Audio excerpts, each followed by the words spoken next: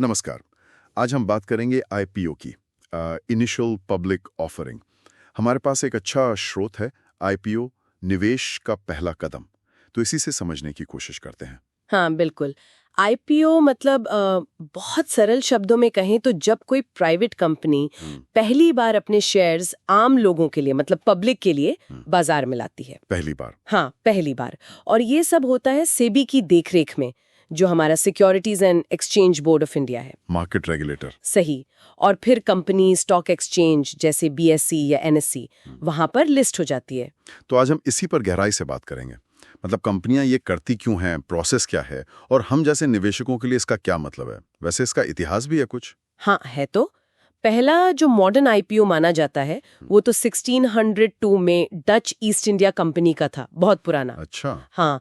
और भारत में 1990 में जब उदारीकरण हुआ उसके बाद इसमें काफी तेजी आई। जैसे रिलायंस, टीसीएस, इन्फोसिस, ये सब शुरुआती बड़े नाम हैं। इंटरेस्टिंग। खैर, वो तो इतिहास हुआ। आज की बात करते हैं। ये कंपनियां आखिर क्यों आती हैं पब्लिक के पास, मतलब पैसा लेने? हाँ, देखिए, सबसे बड़ा कारण तो होता है पैसा जुटाना। मतलब अपने बिजनेस को बढ़ाने के लिए, विस्तार के लिए, या फिर कभी-कभी पुराना कर्ज चुकाने के लिए भी। ओके।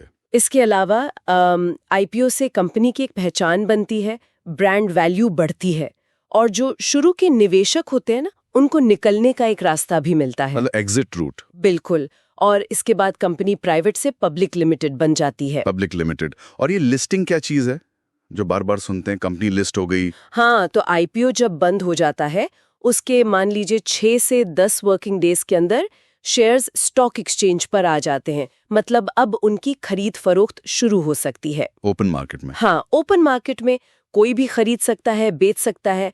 डिमांड और सप्लाई के हिसाब से कीमत तय होती है। लिस्टिंग वाले दिन कीमत इशू प्राइस से ऊपर भी जा सकती है, नीचे भी। तो फिर सवाल उठता है कि कोई निवेशक सीधा लिस्टिंग के बाद क्यों ना खरीदे, आईपीओ में ही क्यों अप्लाई करें? क्या खास है उसमें? अच्छा सवाल है।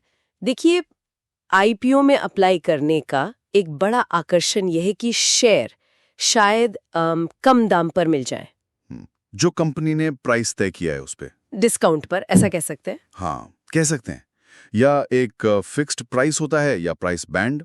तो उम्मीद रहती है कि लिस्टिंग वाले दिन कीमत बढ़ेगी और मुनाफा होगा। लेकिन इसमें एक बात ध्यान रखने वाली है। क्या? कि शेयर मिलेगा ही, इसकी कोई गारंटी नहीं होती।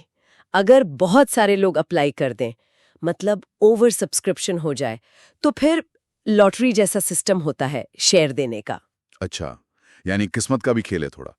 तो फिर फायदे नुकसान दोनों ही होंगे इसमें? बिल्कुल। फायदे तो जैसे हमने बात की, कम कीमत पर एंट्री का मौका, कंपनी की ग्रोथ में शुरुआत से जुड़ने का चांस, और लिस्टिंग पर शॉर्ट टर्म गेन की संभावना। और नुकसान? नुकसान ये कि कंपनी का कोई पुराना ट्रेडिंग रिकॉर्ड नहीं होता स्टॉक मार्केट में, तो अंदाजा लगाना मुश्किल होता है कि शेयर कैसा परफॉर्म करेगा।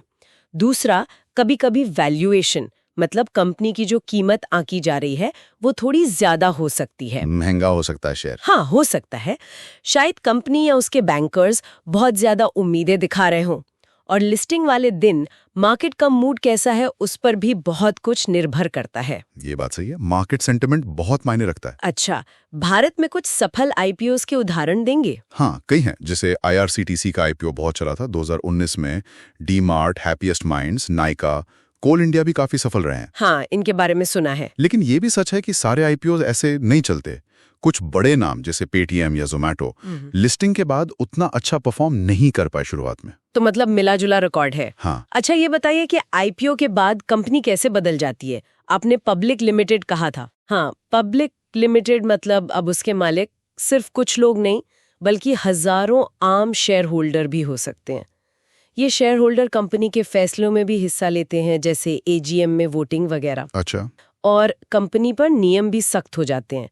उसे हर 3 महीने में अपने रिजल्ट्स बताने होते हैं। सेबी के सारे नियम मानने पड़ते हैं। मतलब पारदर्शिता बढ़ जाती है। ये तो निवेशकों के लिए अच्छा है। तो अगर किसी को अप्लाई करना हो आईपीओ में तो कौन कर सकता है, क्या चाहिए होता है? कोई भी भारतीय नागरिक जिसके पास पैन कार्ड है, एक बैंक अकाउंट है जिसमें यूपीआई चलता हो, और सबसे जरूरी एक डीमैट अकाउंट होना चाहिए। डीमैट अकाउंट, जहां शेयर रखे जाते हैं? हाँ, बिल्कुल। अप्लाई करने के तरीके भी कई हैं। अपने ब्रोकर के ऐप से कर सकते हैं, जैसे ज़ीरोधा, ग्रो, अपस्टॉक्स वगैरह, या बैंक की नेट बैंकिंग से एएसबी के जरिए। एएसबी। हाँ, application supported by blocked amount.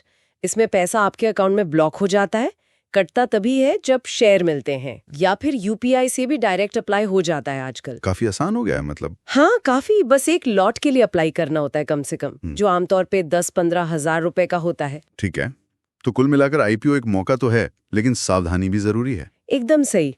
मेरी तो यही सलाह रहेगी कि सिर्फ इसलिए अप्लाई ना करें कि सब कर रहे हैं या बस लिस्टिंग गेन मिल जाएगा। फोमो में ना पड़े। हाँ, FOMO, fear of missing out. बिल्कुल। कंपनी का बिजनेस समझें, उसकी आर्थिक स्थिति देखें, मैनेजमेंट कैसा है, आईपीओ क्यों ला रही है और वैल्यूएशन कितना सही है, ये सब देखना बहुत जरूरी है। रिसर्च जरूरी है। बढ़िया। तो चलिए श्रोताओं के लिए एक सवाल छोड़ते हैं। जब शेयर बाजार में हजारों जानी मानी कंपनियां पहले से हैं, जिनका सालों का रिकॉर्ड हमारे सामने है, तो एक निवेशक ये कैसे तय करे कि किसी एकदम नए आईपीओ में पैसा लगाने का जो संभावित फायदा है, वो उसके साथ जुड़े जोखिम, मतलब अनिश्चितता और ट्रेडिंग हिस्ट्री की कमी से वाकई ज्यादा है? सोचिएगा इस पर। आज का वीडियो देखने के लिए आपका बहुत बहुत धन्यवाद। अगर आपको यह वीडियो पसंद आई तो कृपया इसे लाइक, शेयर और हमारे चैनल को सब्सक्राइब करना ना भूलें। शेयर बाजार के बारे में एक और नए विषय के साथ अगले एपिसोड में मिलते हैं। तब तक keep learning, keep growing, happy investing.